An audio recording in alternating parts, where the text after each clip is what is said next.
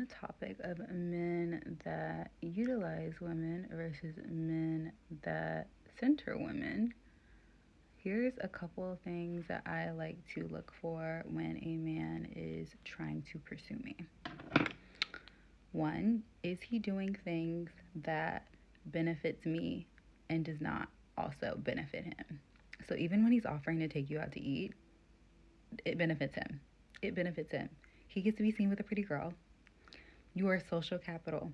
Men are going to automatically think that he is somebody because he is with you. Automatically. Women too.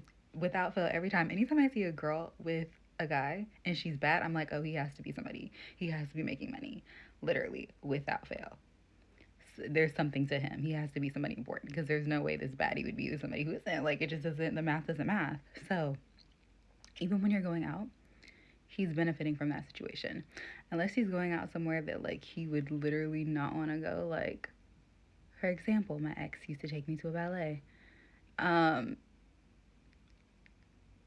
Like, he had no interest in the ballet. None. So that was something that benefited me, but did not necessarily benefit him. So I look for things like that. But you do have to be careful with the ones with disposable income. When they have a lot of disposable income, that's where it gets tricky because a lot of them will utilize money and make it seem like it's love when it's really just an easy way for them not to have to deal with you and your emotions and your actual wants and needs. So they'll be like, oh, how can you not know I like you? I bought you this. Da-da-da. Like, do not fall for that either. So the game does get trickier, but you will learn. You will learn. I will be here to teach you.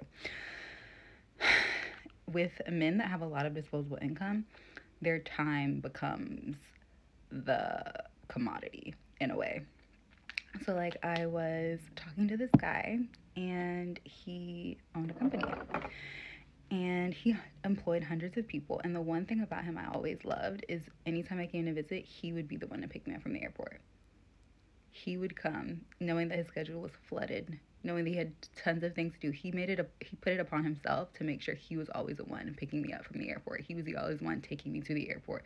He was always the one and making sure I got to where I needed to go because I was his responsibility.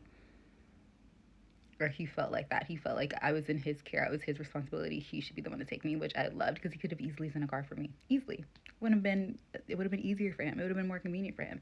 Whether he had meetings in the morning or other things to do, he made sure I got to where I needed to go, and he was the one to take me, which I noticed and I loved. So it's like little things like that matter, that like set people apart. So pay attention. I love you guys. I hope that helped.